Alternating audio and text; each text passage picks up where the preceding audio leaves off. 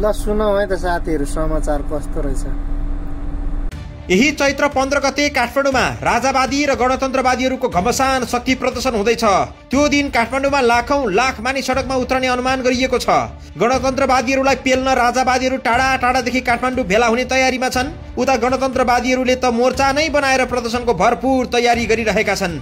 माओवादी पार्टीको नेतृत्वमा 4 दलीय समाजवादी मोर्चा यसको आयोजक हो। यता राजावादीहरूको आन्दोलनको नेतृत्व दुर्गा प्रसाई र नवराज सुवेदीहरूले गरेका छन्। 3 हप्ता अगाडि नै घोषणा गरेर एकै दिन शक्ति प्रदर्शनको मिति जुराएर सडकमा ओर्लिएका उनीहरू मुठभेडको अवस्थामा देखिएका छन्। त्यो दिन प्रहरी कमान्डरले विशेष रणनीति नअपनाए प्रदर्शनमा जे पनि हुन सक्छ।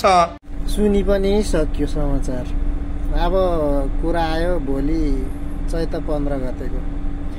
अब एकतर्फ राजतन्त्र, अर्कोतर्फ गणतन्त्रको शक्ति प्रदर्शन अरे।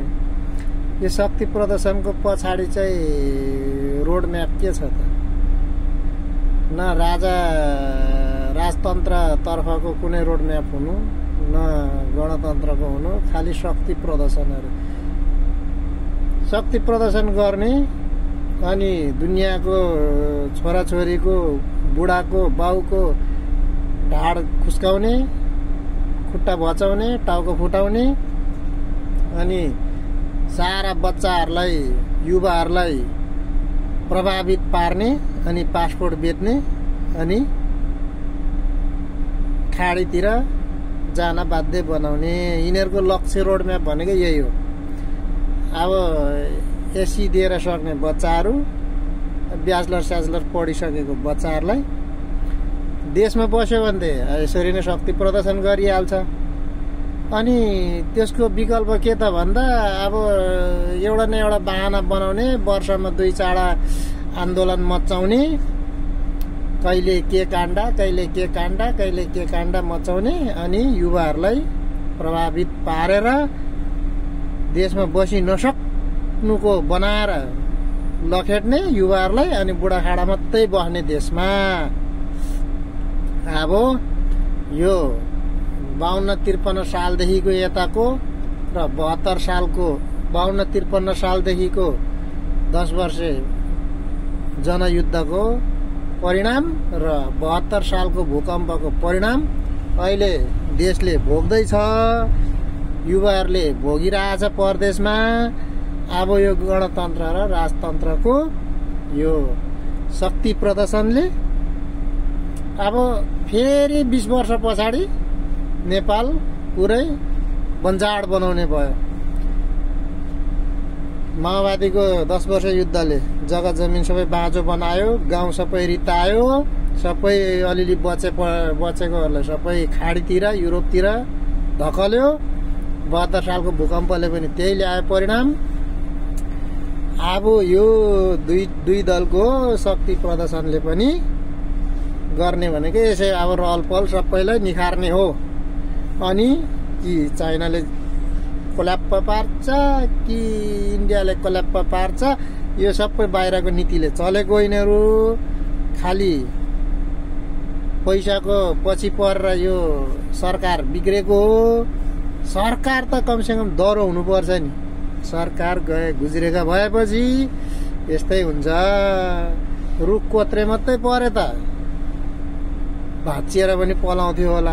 तर रुखको जरैमा के भन्दाखेरि त्यो लागेछ के भन्छ नि, त्यो माउ लागेछ क्या।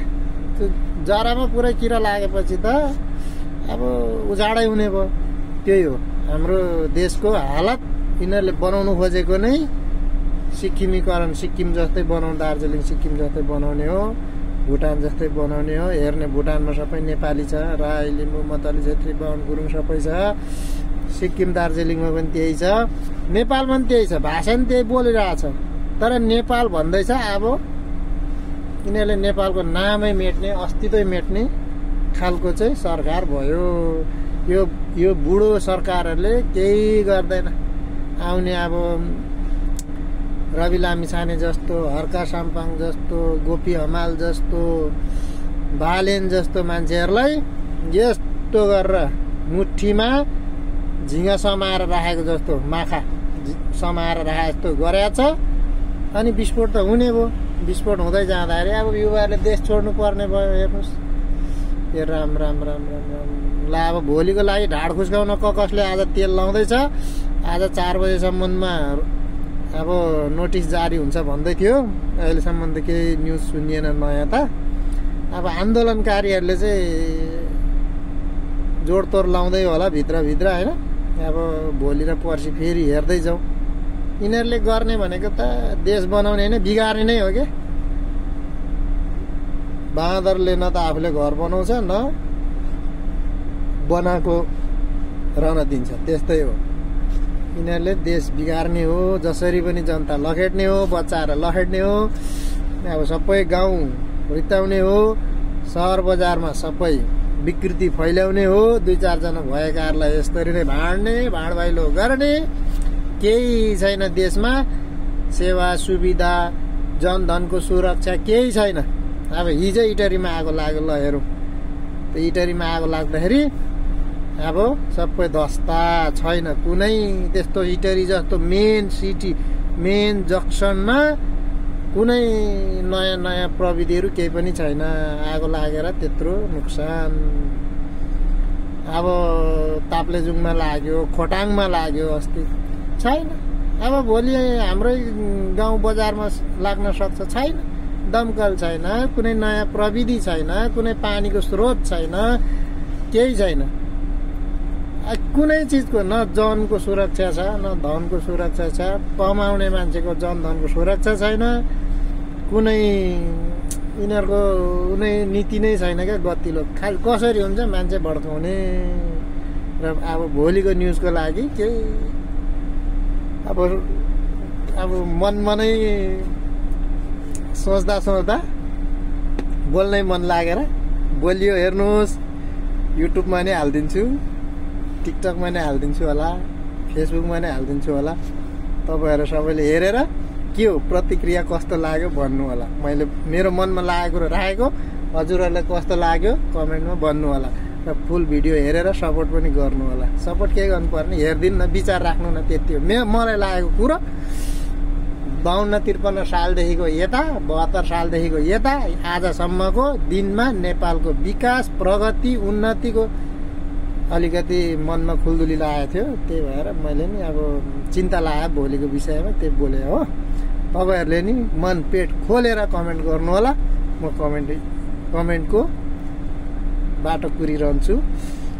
तपाईँहरूले मिठो कमेन्ट गर्नु होला। राम्रो लागे राम्रो कमेन्ट गर्नु होला, नराम्रो लागे सुझाव दिनु होला। हवस् त धन्यवाद। मेरो फेसबुकको साथीहरू, टिकटकको साथीहरू, युट्युबमा 2-4 जनाले हेर्ने साथीहरू सबैजनालाई मनमा लागेको कुरा कमेन्टमा लेखिदिनु होला। हवस् त बाई बाई, धन्यवाद।